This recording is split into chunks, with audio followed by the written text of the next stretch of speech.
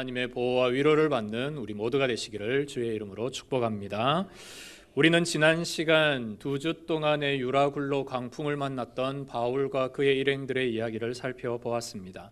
그리고 오늘 본문 사도행전 28장에는 드디어 286명의 사람이 한 사람도 다치지 않고 멜리데 섬에 도착하는 것으로 본문이 시작이 됩니다. 추위를 이겨내기 위해 많은 사람이 모인 가운데 바울과 일행들이 불을 피우기 시작했고, 그 불 피우는 과정에서 풀숲에 나온 독사가 있었는데 이 독사에 그만 바울이 물리게 됩니다. 섬에 있었던 수많은 섬의 주민들이 이 독사에 물리는 바울을 보고 저가 뭔가 죄가 많다, 저 사람이 뭔가 살인한 것이 있다, 이런 일로 이 바울을 오도하며 모욕하게 됩니다. 그런 어려운 일들을 바울이 겪으면서 독사에도 물리고 또 사람들에게 오해를 받으면서도 그는 끝까지 하나님의 일을 감당하고자 그 모든 일을 견뎌내었습니다.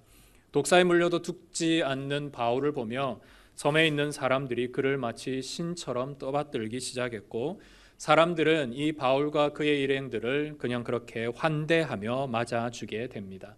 그러는 가운데 이 멜리데 섬의 지도자급에 있는 보블리오라는 사람이 있는데, 이 사람의 집에 3일 동안 유숙하면서 그의 아버지가 열병과 이질에 걸려 죽을 뻔한 일에 대해서 바울이 그 아버지를 기도하고 살려내는 일이 본문 중간에 있습니다. 이런 일들로 말미암아 바울이 독사에 물려도 죽지 않고 또 병들린 사람을 낫게 하는 이런 마치 예수님과의 같은 사역들이 그의 삶에 이어지자 많은 사람들이 이 바울을 보며 두려워하고 그가 믿는 하나님에 대하여서 경외하기 시작합니다.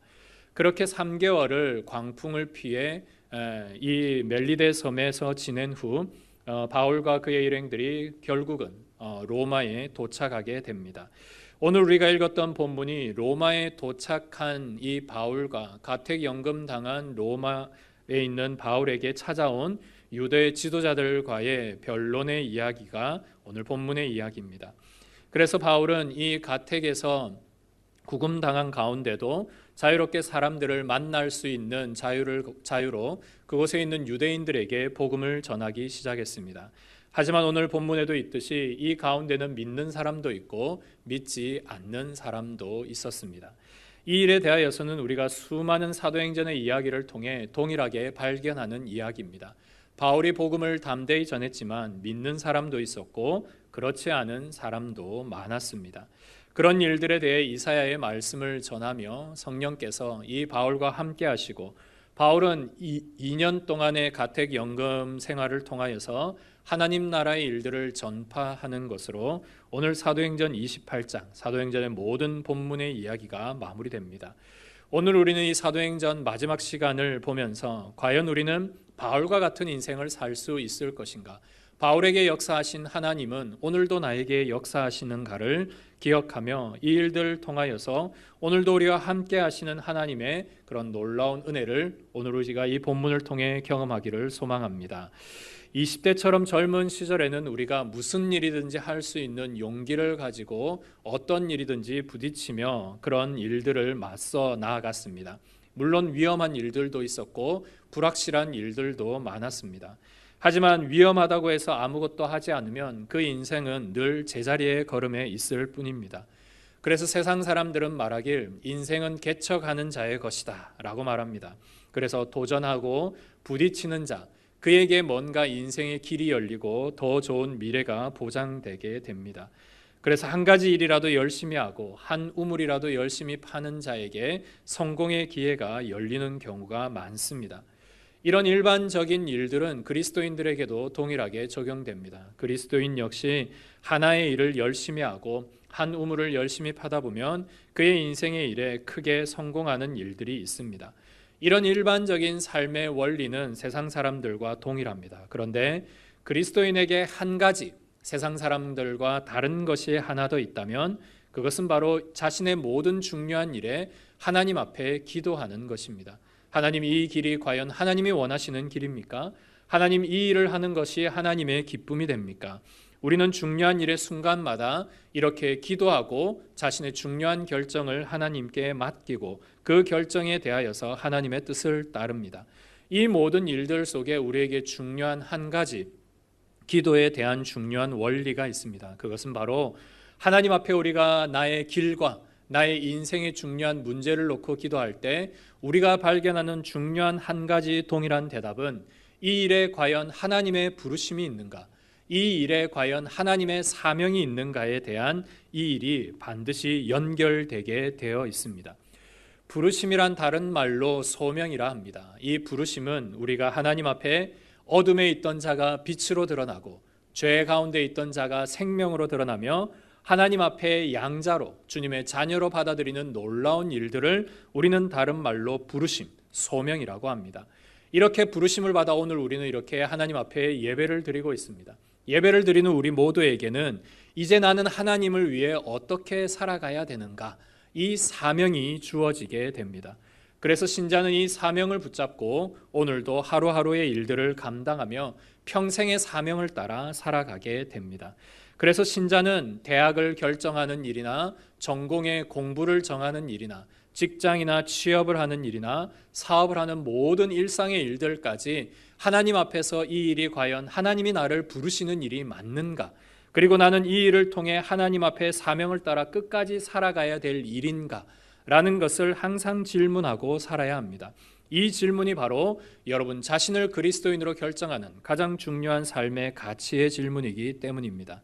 그런 의미에서 오늘 사도행전에서 보여주는 바울의 이러한 삶은 우리에게 대단히 중요한 삶의 일을 결정하는 중요한 가르침, 그런 가이드가 됩니다.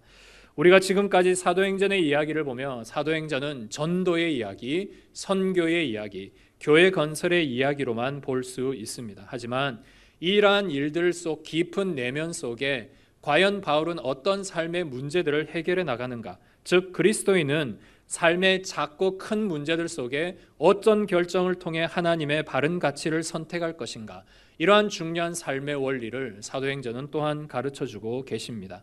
오늘 본문 사도행전 28장을 우리가 함께 마무리하면서 과연 이 본문 속에 들어있는 바울의 부르심이 곧 또한 나의 부르심으로 어떻게 연결이 되는가, 이러한 부르심의 재확인을 통해 오늘도 여러분에게 주어진 사명의 일들을 하나하나 써나가는 그런 복 있는 은혜의 시간이 되시기를 소망합니다.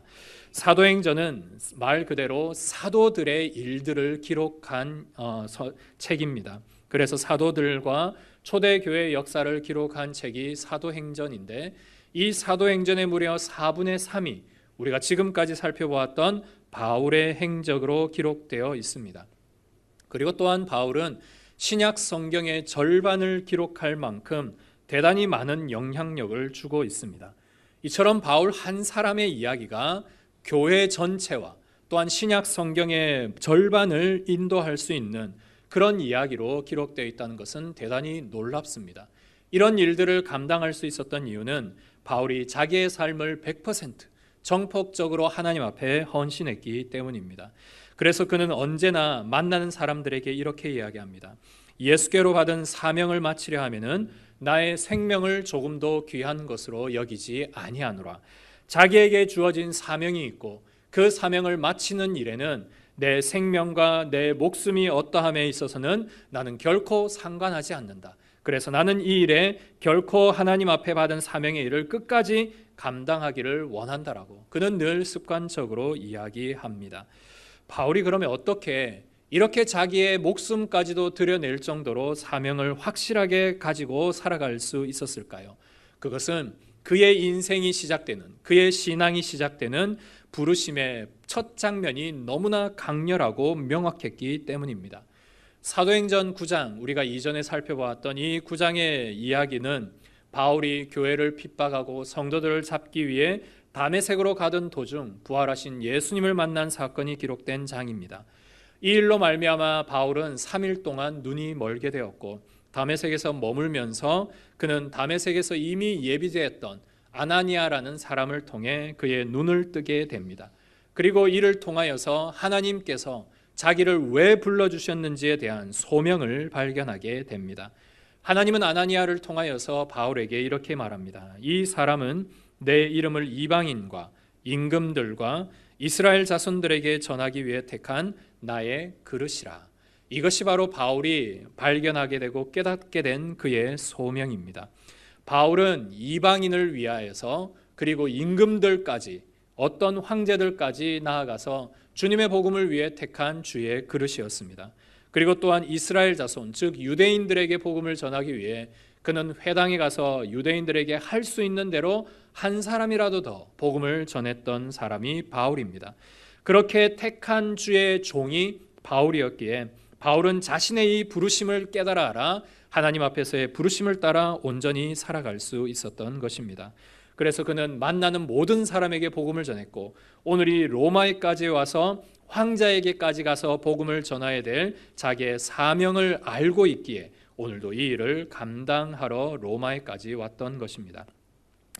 그런데 여러분, 하나님은 바울에게 이러한 사명을 주심과 동시에 그가 이제 어떤 삶을 살게 될지까지도 그에게 모든 것을 이 시간을 통해 다 보여주셨습니다. 아나니아는 오늘 이 바울에게 자신의 소명만 이야기했을 뿐 아니라 그의 삶이 어떠한지 그 이야기까지 다 들려줍니다. 그가 내 이름을 위하여 얼마나 고난을 받아야 할 것을 내가 그에게 보이리라. 여러분, 3일 동안 눈이 멀었던 바울이 그 눈먼 가운데 주님을 묵상하고 환상 가운데 그가 보았던 것은 내 인생의 사명 따라 살아갈 때 얼마나 많은 고난을 받게 될 것인가, 그 고통과 고난의 순간까지도 하나님이 이미 다 보여주셨던 것입니다. 우리가 처음 사도행전 9장을 묵상할 때만 해도 바울이 많은 고난을 받을 것이다, 이 말이 크게 와닿지 않았습니다. 그런데 우리가 많은 시간을 보며 바울이 얼마나 많은 고난과 고통의 일을 겪어왔는지를 보면서 비로소 28장에 와서야 바울이 참 고난을 당했구나 라는 사실을 이해하기 시작합니다. 매를 맞고 돌에 맞으며 감옥에 가고 많은 자기를 죽이려고 하는 자들에게 쫓겨다니고 유라굴로와 광풍을 만나고 오늘 독사에게 물리고 사람에게 살인자라고 모함을 당하기까지 그의 모든 인생은 정말 고난의 일상이라고 해도 과언이 아닙니다. 일반인들이라고 하면 하루도 견디기 힘든 일을 바울은 평생을 겪었습니다. 이 모든 일들을 겪어낼 수 있었던 이유, 앞서 말씀드린 대로 그의 소명이 확실했고 이제 내가 어떤 삶을 살아야 된다라는 그 사명이 확실했기에 그는 이런 일들에 전혀 의기소침하지 않았습니다. 그래서 중간중간에 만나는 크고 작은 위험도 그는 오늘 넉넉히 감당할 수 있었습니다. 오늘 여기에서 이 바울의 삶을 통해 우리는 중요한 삶의 원리를 하나 발견합니다. 그것은 바로 세상 사람들은 수명이 다해서 하나님의 부름을 받지만 그리스도인들은 사명이 다했을 때 하나님의 부르심을 받는다라는 사실입니다. 반대로 말하면 그리스도인들에게 주어진 사명이 있을 때 여러분은 결코 하나님의 보호를 받으며 결코 여러분의 생명이 다하지 않는다라는 사실을 우리는 기억해야 합니다. 사명이 있는 자는 결코 죽지 않으며 사명이 다할 때야만 비로소 하나님의 부름을 받는다라는 이 사실입니다. 1990년대 초 중국이 국경을 개방하면서 우리나라와 자유여행이 가능하게 되었습니다. 그 당시만 해도 중국은 물론 지금도 마찬가지지만 강력한 공산주의 국가로 기독교를 박해하고 교회를 불태우며 심지어는 신자들을 잡아서 죽이거나 감옥에 갇히게 하는 그런 일들이 많았던 시대입니다. 이렇게 위험하던 시대에 중국의 문호가 개방되자 많은 선교사님들이 중국으로 들어가게 되었습니다. 그러는 과정 가운데 한 선교사님이 중국에 이미 있었던 한 신자와 만났던 경험의 일을 제가 직접 들은 일이 있습니다. 그때는 서로의 이야기를 할 수도 없고 어떤 교회와 어떤 신앙을 가지고 있는지 어떤 믿음이 있는지 이야기할 수가 없었던 마치 첩보 영화와 같이 대단히 비밀스럽게 이야기하고 접촉해야만 했던 그런 상황이었습니다. 그런데 하루는 이 선교사님이 한 중국 신자를 만나며 인사하는 과정에서 이 신자가 선교사님의 손을 간지르는 그런 경험을 했다라고 합니다. 왜 처음 만난 이 사람이 내 손바닥을 간지르는지 선교사님이 이해가 되지 않았습니다. 그런데 그가 무엇을 그리는지 알게 되고 나서야 그 일을 깨닫게 되었다라고 합니다. 이 신자는 선교사님의 손을 붙잡고 손가락으로 십자가를 그었다라고 합니다. 그러면서 중국에 있는 신자들이 내가 그리스도인이다, 내가 예수 믿는 자다라는 것을 이야기할 때 서로 악수하며 서로의 손바닥에 십자가를 그었다라고 합니다. 이처럼 중국인들이 그런 신앙을 가지고 어렵게 신앙생활을 해 나가는 과정을 이 선교사님이 보면서 내가 이들도 이런 어려운 상황 가운데 신앙생활을 하는 것처럼 나도 이러한 상황 가운데 어렵지만 이곳에 와서 선교하고 하나님의 사명을 따라 살아야겠다. 그런 마음가짐으로 사역을 했다라고 합니다.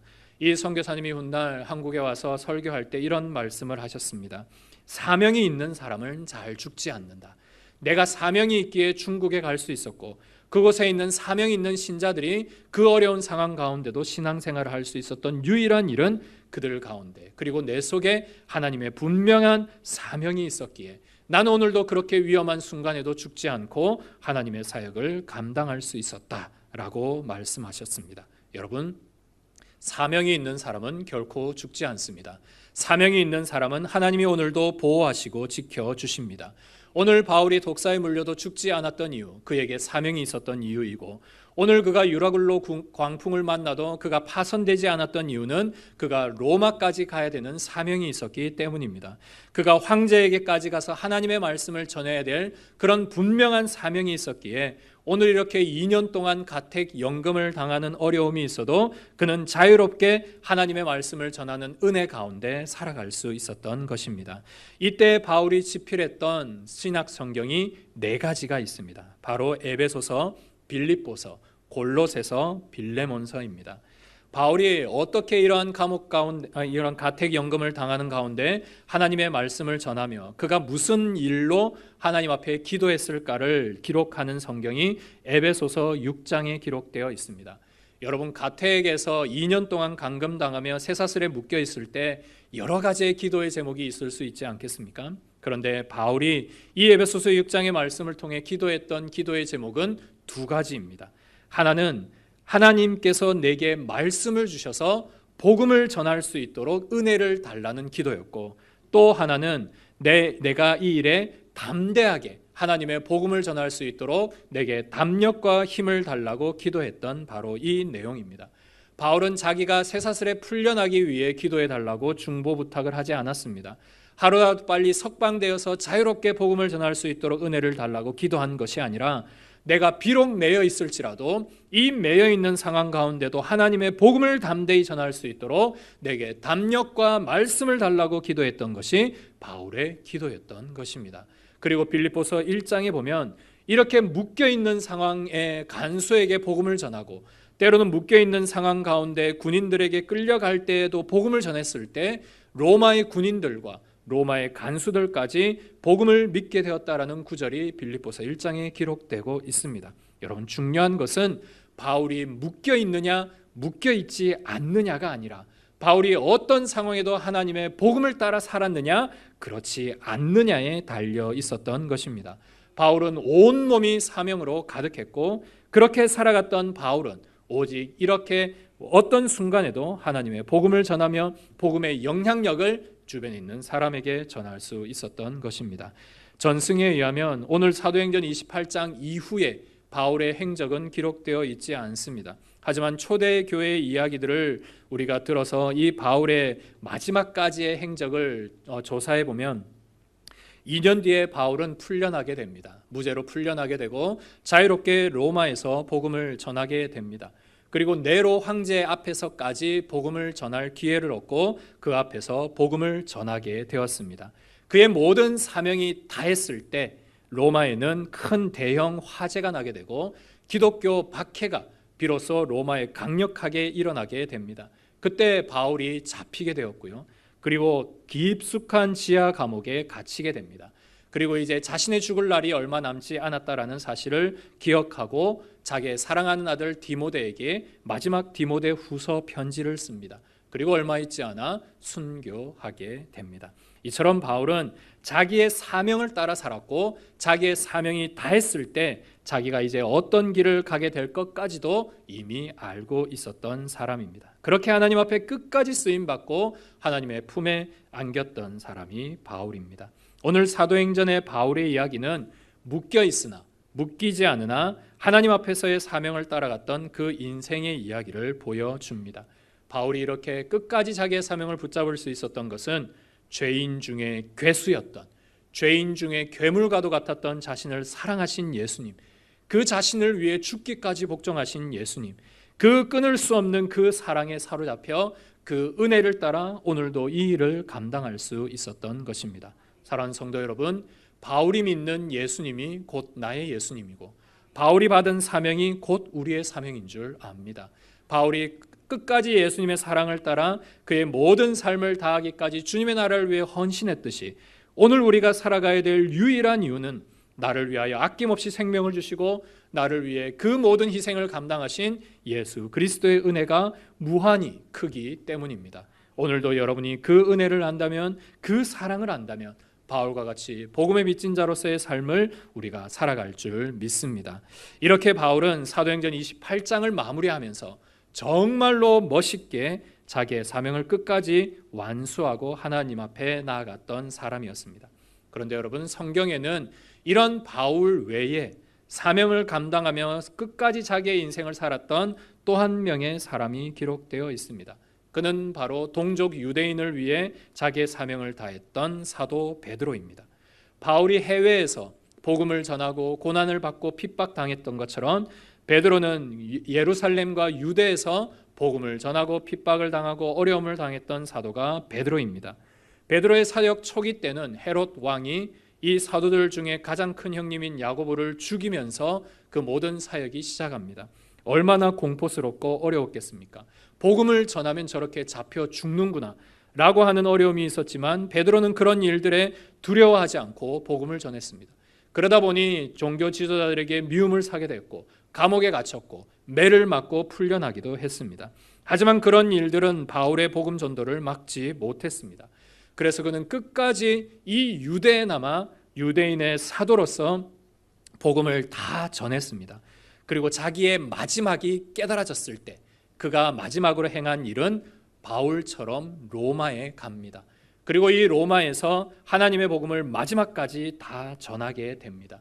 그리고 이 박해가 강했던 로마에 자기는 예수님처럼 십자가에 달려 죽되 예수님처럼 그렇게 동일하게 매달릴 수 없어 거꾸로 매달려 순교하게 됩니다. 이처럼 사명이 있는 사람은 자기의 사명이 어떠함을 깨닫고 끝까지 자기의 인생을 주를 위해 살다가 마지막에는 천국에 환영하며 입성을 하게 됩니다.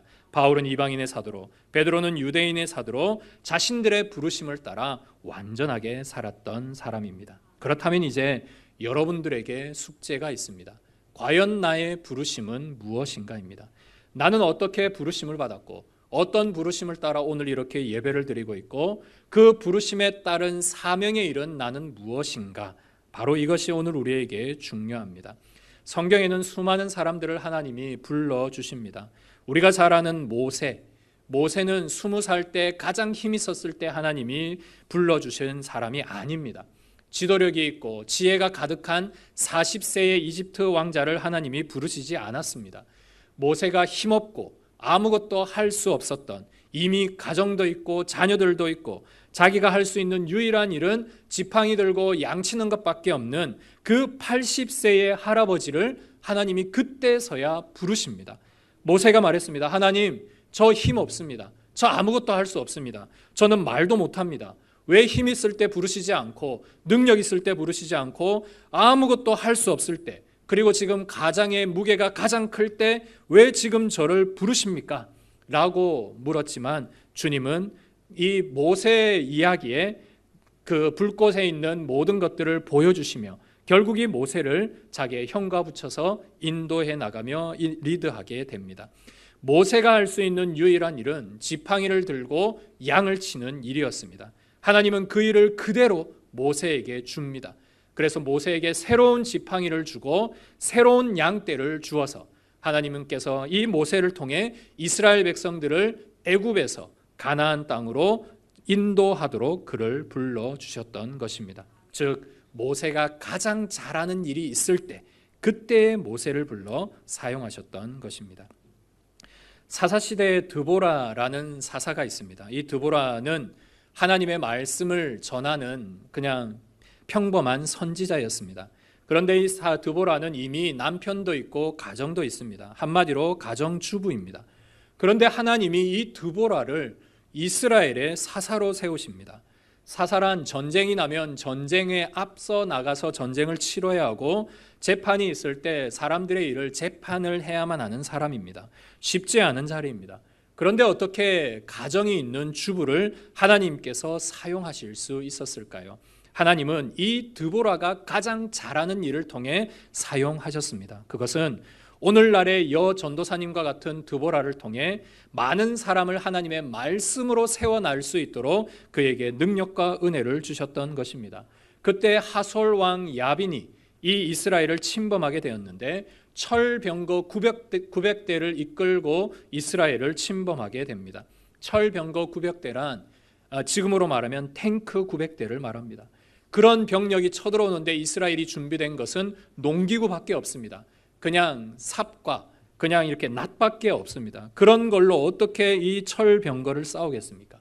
그런데 드보라가 일어나서 바락이라는 군대 장관을 세우고 이스라엘 군대를 모으고 그들에게 하나님의 말씀을 전해줍니다. 하나님께서 우리를 이기게 하신다. 하나님께서 우리를 승리하게 하신다. 너희가 나가면 하나님께서 이기게 하실 것이다. 이 말씀으로 그들에게 은혜와 능력의 말씀을 전하자 그들이 농기구를 들고 나갑니다. 그래서 결국은 이 철병거 900대를 완파하고 심지어 하솔이라는 땅까지 점령하게 됩니다.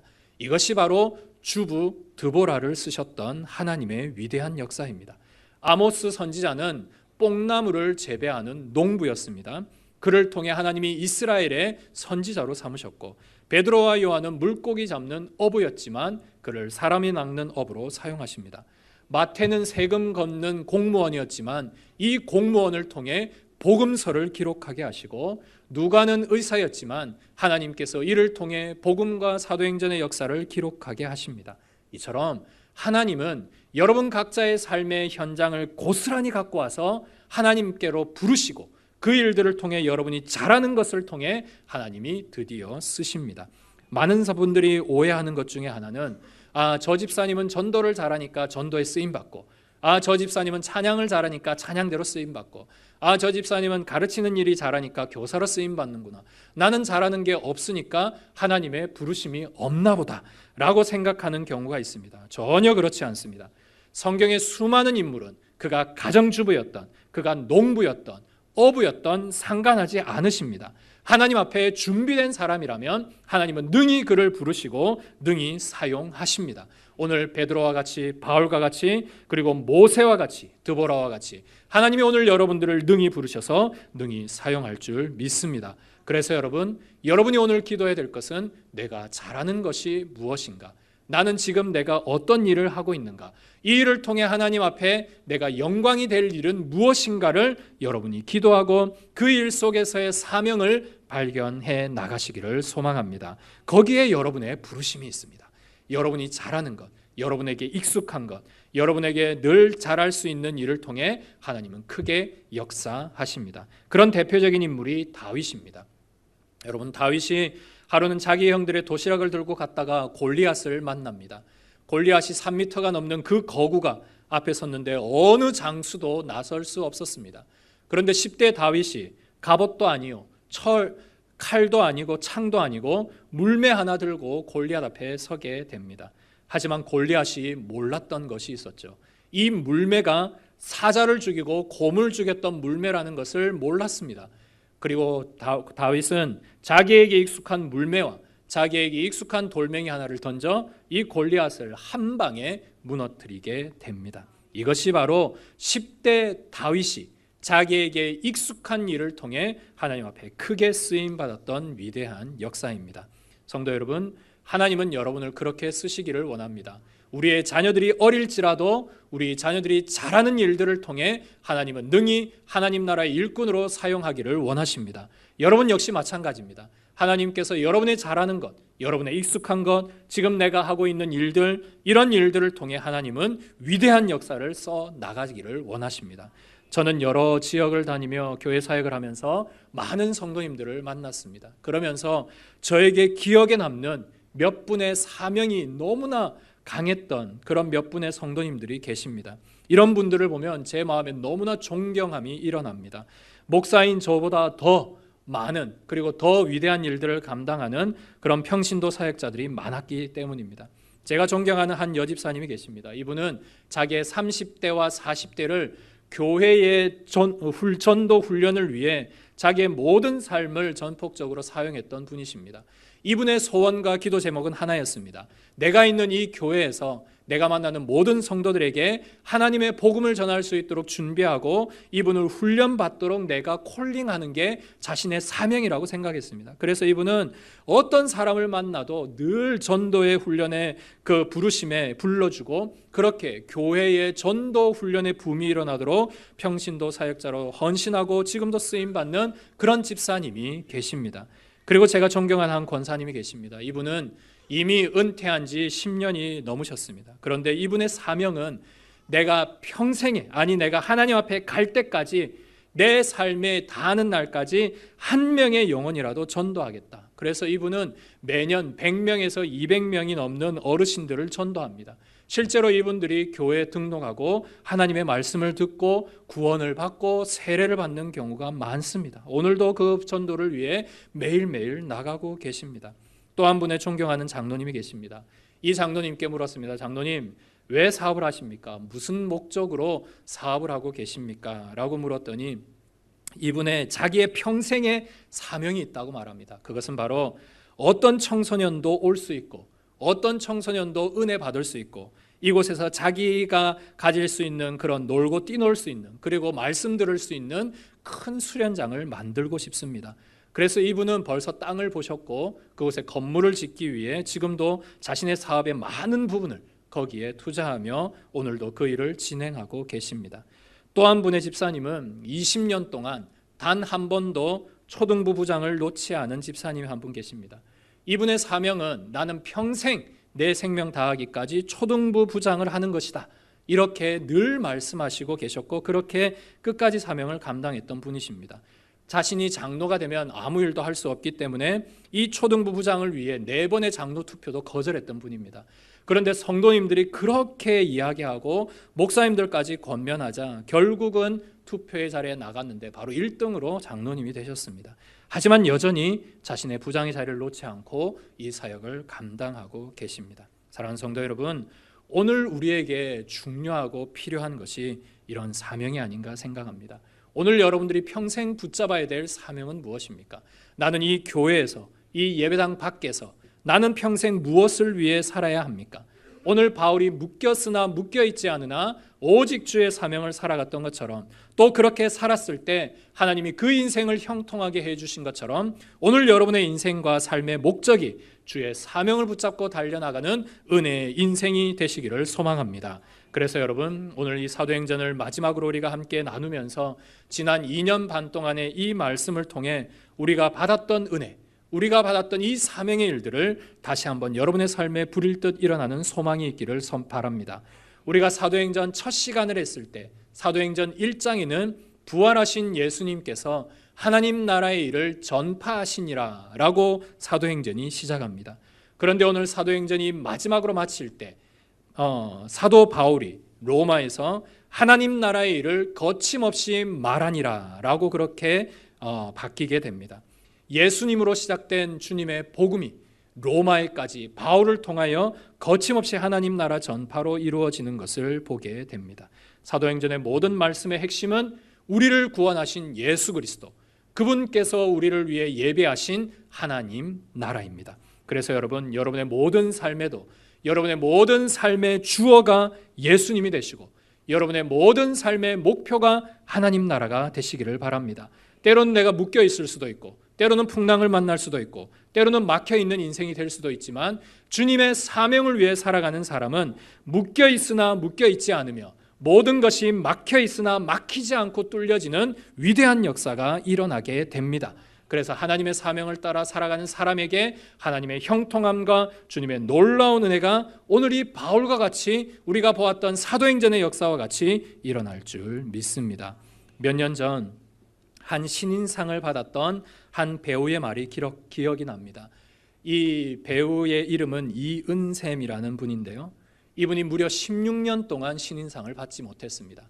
그런 무명의 시간을 거치면서 16년 동안 거치며 결국은 신인상을 받게 되었을 때 그 무대의 자리에서 이렇게 말했습니다.